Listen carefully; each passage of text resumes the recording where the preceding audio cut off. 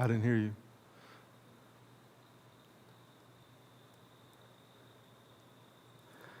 Good evening, and welcome to another Bible study with the Warehouse Church. I'm Pastor Sherman Bradley, co-pastor here. We're here at 1310 Ray Street, down in the heart of Over the Rhine, and tonight we're going to continue in our series on time.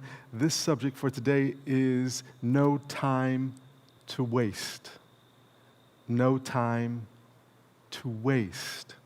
And that's going to come from Ephesians chapter 5. But first, just want to give you some food for thought.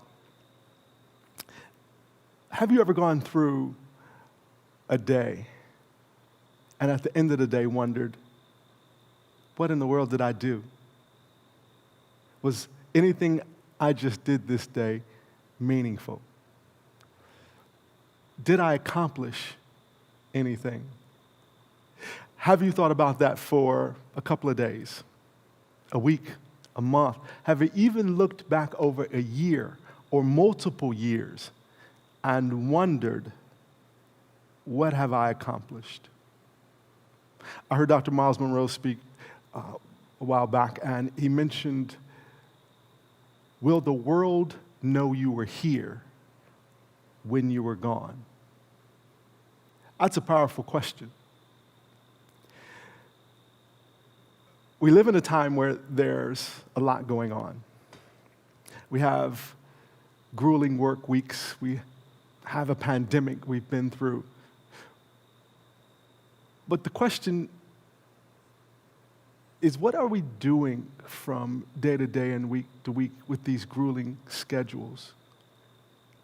How are we embracing our responsibility for a Sabbath and for rest? Do we know that a Sabbath's rest is God's gift to us? It's to rejuvenate us, to allow us to function at our maximum capacity. We all have to admit sometimes we let time go to waste. Now with Netflix, how many of you binge? Matter of fact, put in the chat, if you're honest, what's the last thing you binge watched?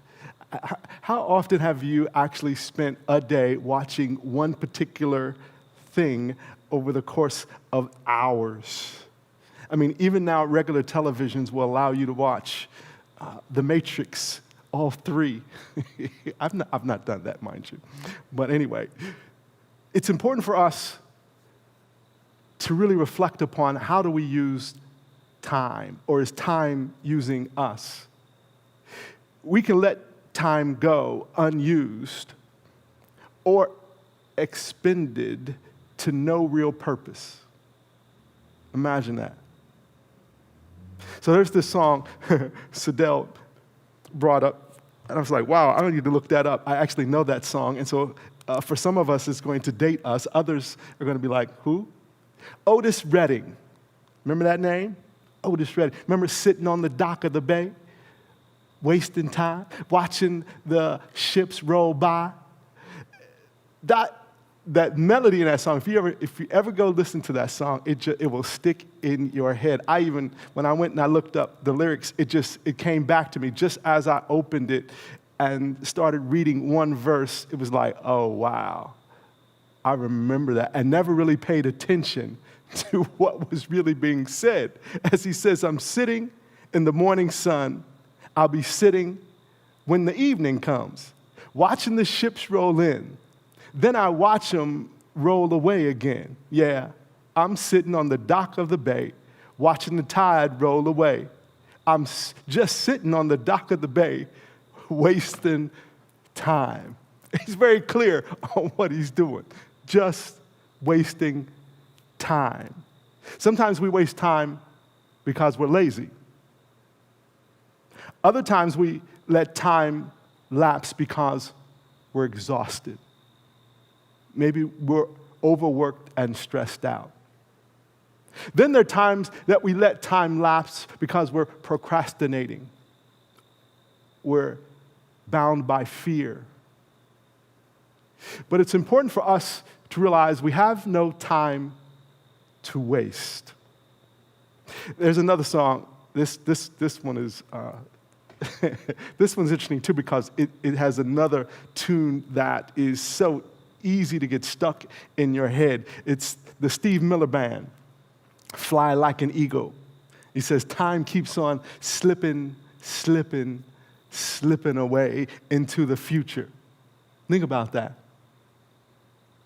Are you letting time just slip away, and next thing you know, you're in the future and you're looking back wondering, have I really accomplished anything?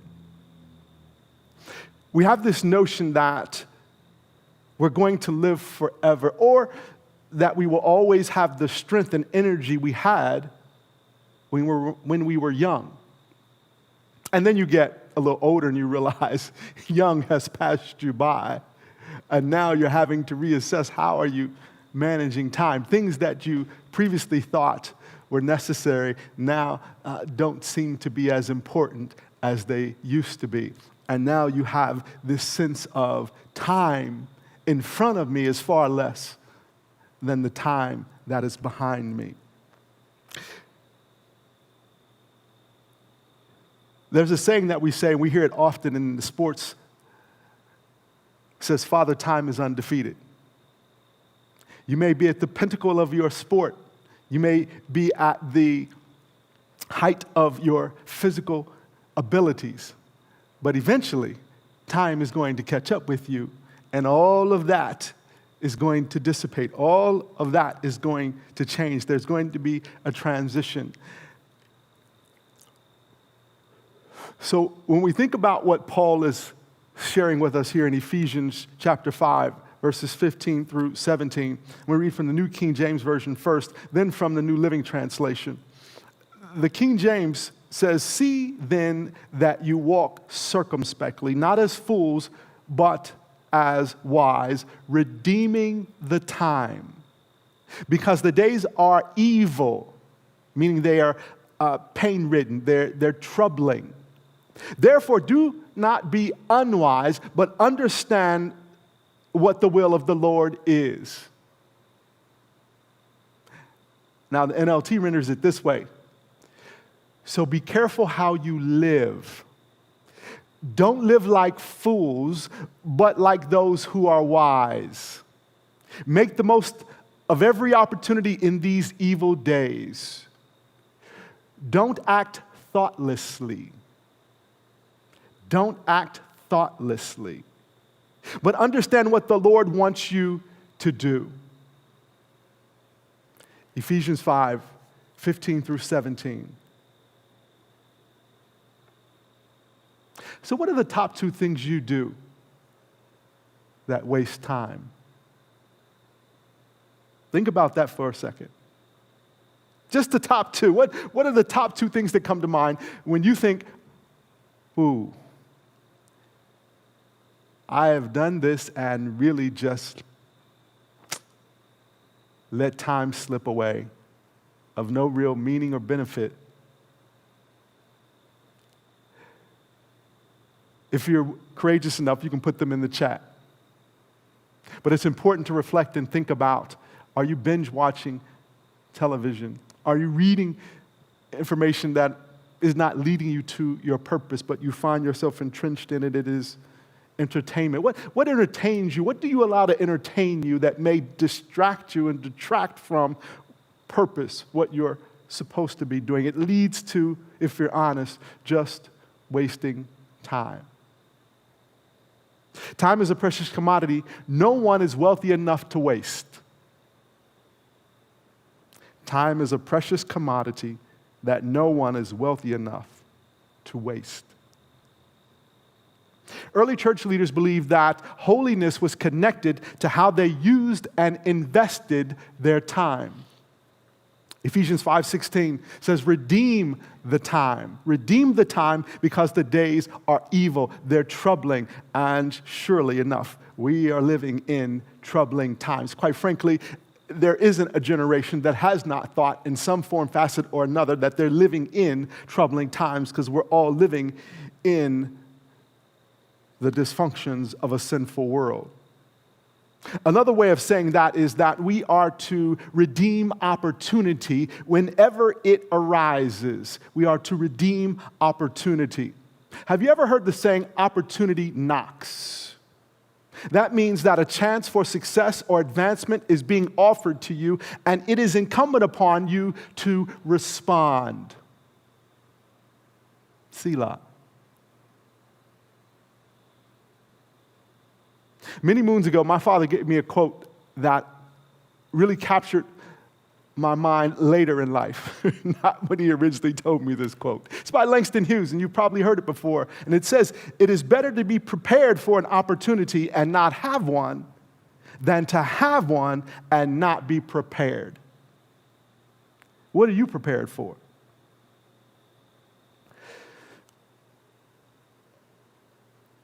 Colossians 4:5.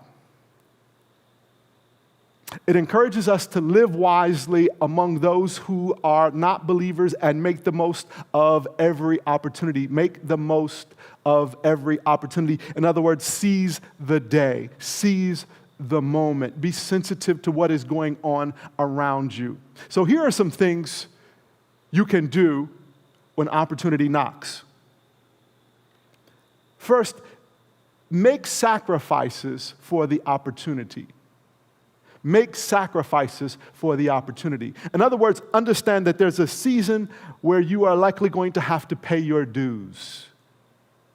There really are no overnight successes. I know we live in a reality TV moment, and it would seem as if that some people have this immediate rise to fame. But that's really not how it works, especially for those who have longevity. So make sacrifices for the opportunity. What are you willing to sacrifice that's going to, again, prepare you for the opportunity when it arises? Then number 2 is quickly seize the opportunity. If you ever heard the statement, study long, you study wrong. But if you know what your purpose is, then you know what's not your purpose, and you know what not to pay attention to. But when you are purposeful and you understand what your purpose is, you know why not to waste time doing things that are not going to lead you down the path of purpose. And then the third one is wisely use the opportunity for the most benefit. In other words, maximize the opportunity. Don't just seek a door, walk through the door, but while in there, use whatever it is in the opportunity that's being made available to you to maximize it to its capacity, to use the opportunity to its fullest, to leave everything out there, as they say, to leave everything on the court, as we used to say as athletes. We expended all of our energy and talent. We left nothing. We gave our all. No time to waste. So what are you doing to redeem the opportunities you have? What are you doing to redeem the opportunities you have? Perhaps you're like me and you were told over a decade ago you were to write books. Multiple, plural. And while I have started several, I've only finished one devotional. And what I've had to do is force myself to put time on a calendar that I will adhere to so that I'm assuring myself I'm taking steps toward the goal rather than all of the excuses and all of the bad reasons to justify why I have not. And perhaps you have some why nots.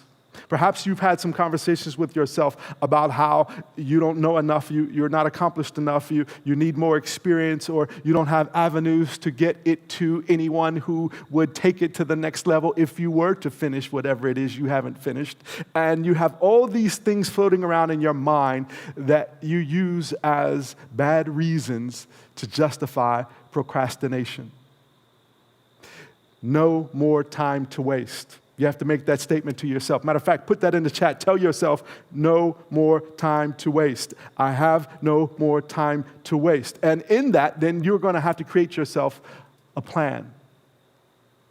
You're going to have to create a plan. So what are you doing to redeem the opportunities you have? Our example for us is Jesus. Jesus is a redeemer. And to redeem simply means to compensate for the faults or bad aspects of something and to buy back opportunities.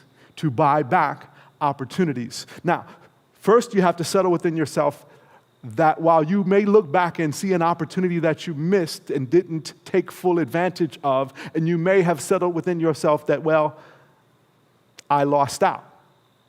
That's not the whole truth and nothing but the truth to so help you. So we're here to help you, and you got to first be willing to say to yourself, I can do this, but I have no more time to waste. I can accomplish whatever this is, but I have no more time to waste. You're going to have to make that statement to yourself. You're going to have to declare that to yourself. God has not put a finality on it unless he has actually told you he has. But we're going to make the assumption that whatever it is you haven't finished is something you just haven't finished. It's not something that you cannot accomplish or has been told by God to you that you cannot do. So with that in mind, Galatians 3:13 says, Christ redeemed us for the curse of the law by becoming a curse for us. For it is written, cursed is everyone who hung on a tree. Galatians 4:5 says, Jesus was sent to redeem those under the law that we might receive adoption to sonship. So what's being described here for us is that Jesus paid the price to compensate for our faults and wrongdoings so we could be adopted into the family of God. We are in the family of God. We are children of God. We live in this family inside a kingdom, and he has said, I have compensated for your faults and your wrongdoings by Jesus' shed blood on the cross of Calvary. You now are a child of mine. So we have been justified just as if we never sinned. We have been redeemed. We have been bought back. We are in the family, and we have to settle that within ourselves because that produces a different expectation for our lives than if we're still grappling with that. What that also says is that we're given an opportunity to participate in the kingdom business of God, which is the salvation of lost souls, the salvation of others, to participate in saving others like we have had somebody participate in our salvation. Paul said, so walk circumspectly, be discerning, be wise. We have to be wise as serpents, gentle as doves. We have to understand the time that we're in, and ultimately, we have to understand that we have no more time to waste. So don't waste time, redeem it. Don't waste time, redeem it. And understand what God's will is. That's so critical to knowing that what I'm walking out is productive and leading me to fulfilling purpose. Then I'm using time wisely. That is important. Now, I know that you're probably like me and you've had some things go wrong. Relationships, finance, obstacles to fulfilling dreams and goals that you set. And for whatever the particular reason, and it's important to know those bad reasons, but for whatever the particular reasons, we found ourselves stuck. This message tonight is for us to pray for God to give another opportunity.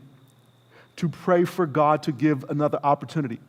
To open ourselves to trusting that while we may feel the pain and the sting of what we may have previously described as failure, now we get to change our thinking. We get to see the other side of the coin. We get to see from God's perspective, because not accomplishing something that you still have access and opportunity to accomplish is not failure unless you discontinue to seek to achieve whatever that is. So we're getting back up on the horse. Literally. And for me, if you've ever ridden a horse and fell off before, I think I was 8 or 9 years of age. This happened at a fair. Got on a horse, was brave, was excited. And I don't know what spooked the horse, but all I know, it was supposed to be on 4 legs, and it was on 2, and the front 2 were up. And that means I was off. And it was a long time before I ever got back up on a horse again. But we have to get back up on the horse tonight. Whatever it is God is telling us is purposeful for us, we can achieve, but we don't have any more time to waste. What kingdom opportunity would you love to have the chance to do again? Write that in the chat so others get to see it, and you'll have somebody else who can pray with you and encourage you and hopefully inspire you to take whatever that next step is. What kingdom opportunity would you love to have the chance to do again? Man, that's so many things I could think about that I wish I could do over, that I would do with a different passion, with a different veracity, with a different expectation of outcomes, with more expectation of myself rather than some of the timidity or fear or anxiety or frustration or whatever was going on in that time frame that didn't allow me to put my best foot forward. But we can no longer live behind regrets. We have to cast those regrets aside. So what is God's will for us? Matthew 28, 19 and 20 says for us, Jesus gives us marching orders. Go, therefore, and make disciples of all nations, baptizing them in the name of the Father, and then of the Son, and of the Holy Spirit, teaching them to observe all that I have commanded you. And behold, I am with you always, even until the end of the times. So it's important for us to understand whatever that purpose is, whatever that direction is, whatever he's calling us to, whatever we are now identifying that we have no more time to waste, is not just about us. And perhaps if you look back, perhaps that was part of the hindrance of you accomplishing what purpose was or what derailed you because you made it about you. It's not entirely about you. What God is purposing for you is about what you get to do on his behalf of the kingdom and kingdom citizens and those who've yet to come into the family. We have a responsibility to use our gifts and abilities, our purpose and our calling, to bring others out of darkness, to disciple others, and give them the opportunity to receive Jesus Christ as Lord and Savior for themselves, to live this life of joy and peace that we get to experience. But it's going to require us being willing to be used by God to do so. On our online campus group, we asked this week, who was influential in your becoming a disciple of Jesus? And that's a great question. I recall answering it with my uncle, who pastored the church I grew up in, Edward Orlando Thomas Sr., former pastor of Inspirational Baptist Church when it was on Essex Place in Walnut Hills, where I grew up and learned all about church. It was my uncle that has a profound impact as a pastor and as a relative and as a friend on my life. But the question we want to ask you now is, who have you led to become a disciple of Jesus Christ? Who have you led? Hopefully plural. And if not yet plural, it's time for us to realize that a part of our purpose and a part of what we have no more time to waste is our willingness to be used for the gospel, for the good news of Jesus Christ, for spreading this gospel message that has passed itself down through generations and generations, through centuries, so that we would have an opportunity to hear it, to receive it, to say yes to it, and then to live out that purpose as well. So, without knowing who's watching out there in cyberspace and not knowing all of your history and your past, there's one thing I do know about each and every one of you.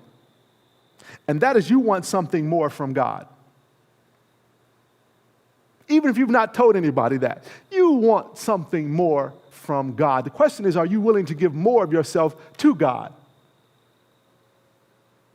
And you'd like God, if you're like me, you'd like God to give you a greater platform. You'd like for him to give you more exposure. You'd like him to give you favor and to bless something that you're passionate about. But are you making the most of where you are right now? Are you making the most of where you are right now? I'm marveling at somebody that I know near and dear to me who has spent several decades out of school and decided, with less time left than the time that's already been provided this person, to go back to college. That is amazing. And have a full-time life while going through full-time college at the same time. That's somebody who is saying, I have no more time to waste. I have to be about the business of what I'm purposefully to do while I have the time to do it. Romans 12:11 from the New Living Translation. It says, never be lazy, but work hard and serve the Lord enthusiastically. That's another important word in the process of no wasting time, no time to waste. Are you enthusiastic about the things that are meaningful to God? God, we serve a God who's full of passion and enthusiasm, and ask us in like kindness to be passionate, to be enthusiastic about the things that are important to Him, that should be important to us. And so we should be able to line those up. And as it relates to what He's purposed us to, gifted and called us to, we should be enthusiastic about them. And when we are, we don't have time. We don't even have a desire to be lazy, quite frankly. So Ephesians 5:15 reminds us, so be careful how you live. Don't live like fools, but live like those who are wise. So how do I stop wasting time? Now, if you don't have pen and pad, then turn on your recorder, or you're going to have to come back to this, because I want you to take down these 10 thoughts about how do I stop wasting time. Number 1, gain a healthier respect and reverence for your time and the time of others. Gain a healthier respect and reverence for your time and the time of others. Don't be late. Live within your margins. Keep your word. These will allow you to reverence and respect time and the time of other people. Number 2, understand why you are here and what God has called you to do. We all have purpose. If you haven't read Rick Warren's book, Purpose-Driven Life, or I'm a huge fan of Dr. Miles Monroe. He has several books on understanding your purpose. Yet, one of these books, or something that's going to help you further understand what it means to live a life on purpose. Number 3, prioritize the things that are most important. Prioritizing means you're going to have to create a list. And you're going to have to prioritize your list.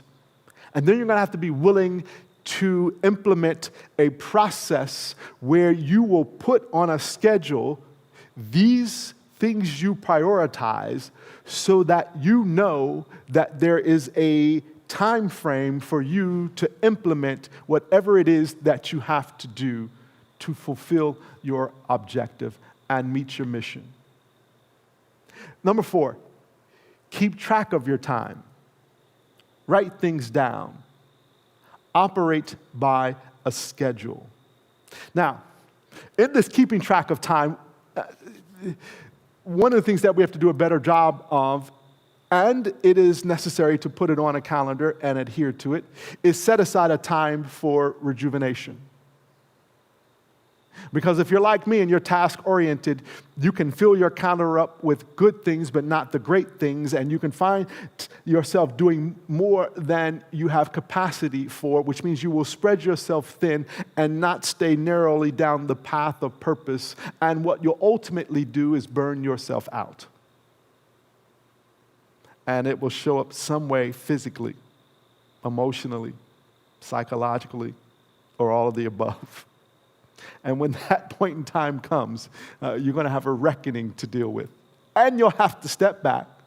You'll have to reprioritize. You'll need to recreate new methods and processes for how you're going to stick narrowly to the thing that is purposeful, and make sure that you have a chart set up for the course you have to take.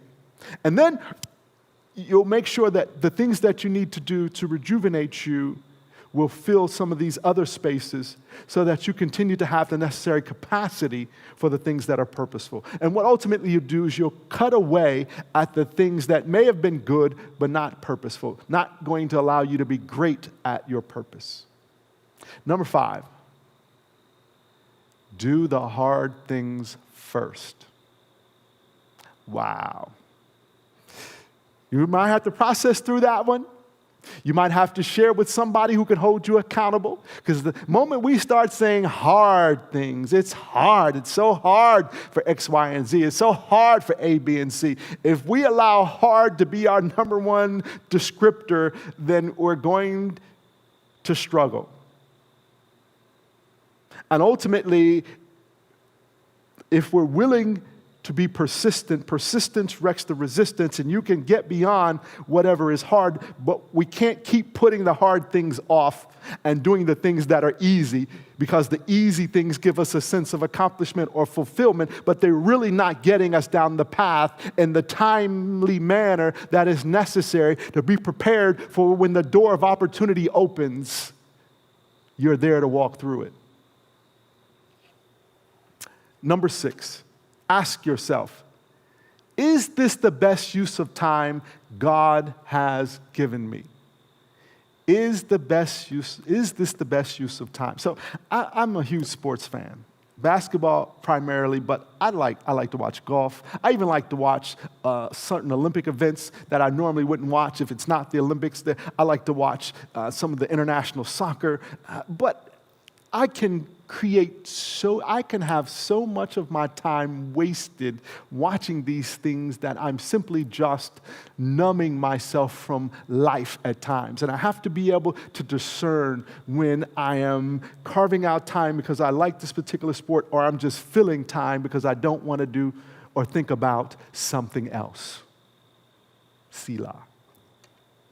Number 7. Use technology to help you manage time. Set time. Use your technology to assist you with fulfilling what it is that you need to do. On my calendar here, I have 3 times a week exercise. And I stick to the routine, and when I can't, then I find another day to fit it in. I make sure that over a 7-day period, I'm going 3 times. If I can't make the 3 times that are set on here, then I find an alternative time so that I at least accomplished the 3 times a week, because sometimes things are going to get in the way. You can't be so anal that you get off course entirely because you've had a particular day where there was a setback and a change and something unexpected happened and you couldn't get to it on that day. So use technology to help you manage time. Number 8, set time limits on activities. Set time limits on activities. That is going to help you, 1, use the time and maximize it, and don't find yourself where you have exerted all of your energy, but you're going to still stick to it because you told yourself you got to get this done. Well, if you'll create a schedule of time and time increments where you have the greatest prospects for being present in the moment. So for instance, I'm a morning person, so there are certain things I'm only going to set to do in the morning because between 10 and midnight is not a good time for me to do certain things. So if I set time and time limits on my activities, also because you can get overheated per se. Your mind can get so bogged down with a particular thing if you do it for too long. It's like watching the screen. They tell you you need to turn away from it after so much time. You need to step away and exhale from the thing that you've been concentrating on. Then come back to it later. Even if it's just 15, 20 minutes. Give your mind time to rest from the task. So set time limits on activities. And then number 9, separate tasks into categories. Sadell mentioned do, delete, delegate, and defer. Do, delete, delegate, and defer. Those are very task-oriented methods to achieving what you're going to set as things that you want to accomplish.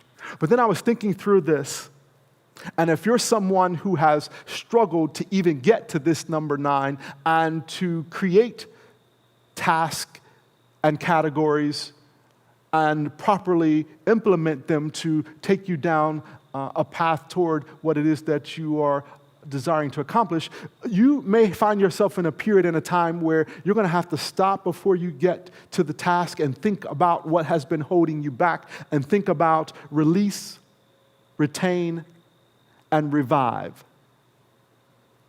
And this may be more on working through some of the emotional hindrances that have kept you from your goals or putting together the proper plan, because you've all probably heard, if you fail to plan, you plan to fail. You've got to have a plan for your success if you're going to be successful. All successful people have charted a plan, a course. They've had some things that they can go back and look at and share with you. Matter of fact, when they're really good at it, one of the things that invariably they'll always add to their repertoire is going back and sharing with other people how they arrived at where they are, because there's an actual roadmap that led them to where they are, and they want others to know how to achieve what they've achieved as well.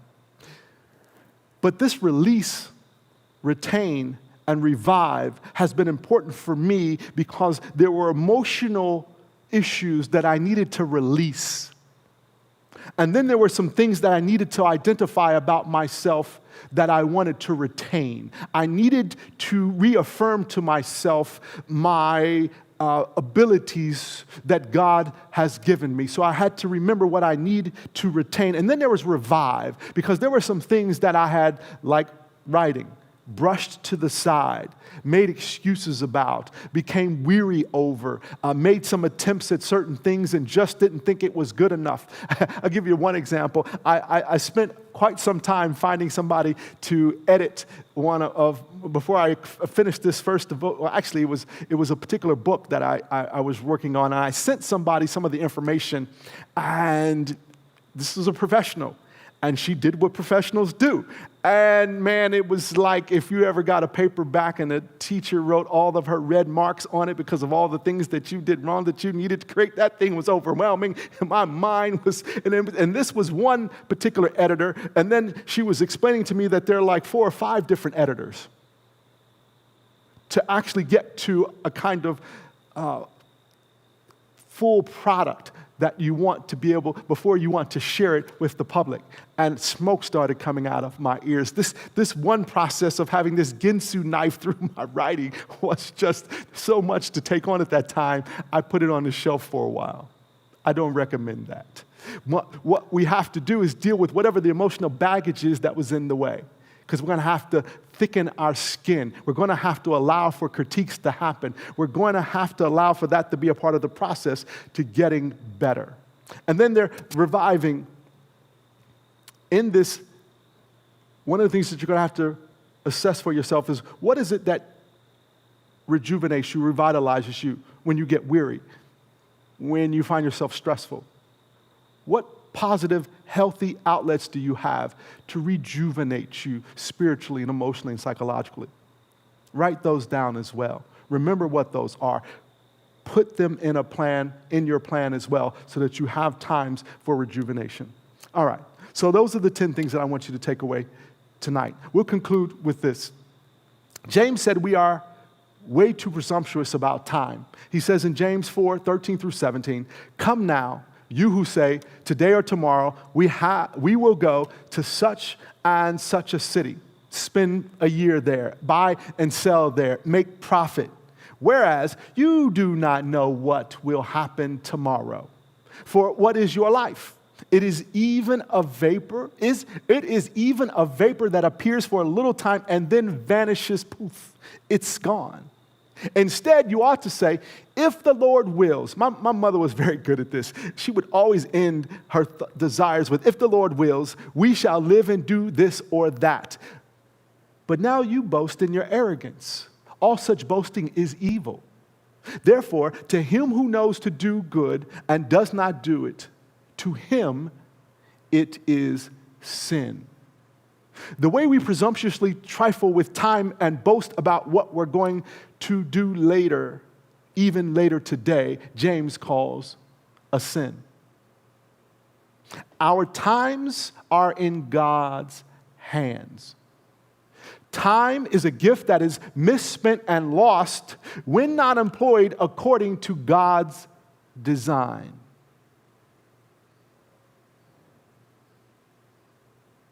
If we know that time has been lost or wasted, we must pray that it be redeemed and diligently focus on redeeming it now. Put now in the chat. Say now. Tell yourself now. The time is now. There's no more time to waste. The time is now.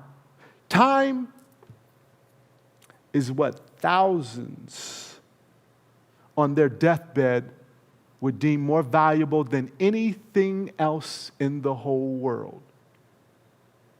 And it's amazing how little we think about time and the trivialities to which we daily sacrifice it. So let us stop and really, really acknowledge to ourselves there really is no more time to waste. With that, we're going to pray. And we're going to pray for you, but we want you to pray for yourself, for you know better than anybody else where you are wasting time. So, Father, we ask that you would bless the hearts and minds that hear this message now and in the future, that they would receive what they have heard as good food for their soul, that they would recommit themselves to purpose and identifying what that is and the course that they must take to accomplish it. I pray that they would seek accountability, that they would walk hand in hand with someone else who can assist them, affirming them, being insightful and wise with them, to see them through, someone who will, as we say, hupotasso, come up under and support their desires to fulfill purpose that you have set out for them. Father, we thank you for your truth. We thank you for the power of this truth. We thank you that if we commit to it, we can fulfill all that you have prophetically stated that we are to accomplish with our lives. You're just asking us to say yes. And tonight, we say yes, yet again. And we thank you for this opportunity to receive yet again information that's going to inspire and motivate and encourage and drive us down the path toward fulfilling what you're calling us to. As always, we love you. We thank you. We thank you for Jesus, who has redeemed time for us, that we now have access to do the great and mighty things that you are requiring of us for your glory. We bless you. We love you. We thank you. In Jesus' name we pray. Amen. God bless you. Thank you for joining us tonight. We are, again, the Warehouse Church, where transformation begins, right here at 1310 Ray Street in the heart of Over the Rhine. And don't forget, join us this Sunday in Washington Park from 12 to 3 o'clock as we have our service and community cookout, where we are going to have a wonderful time of just being with one another. And it's going to be a beautiful day. The rain is going to hold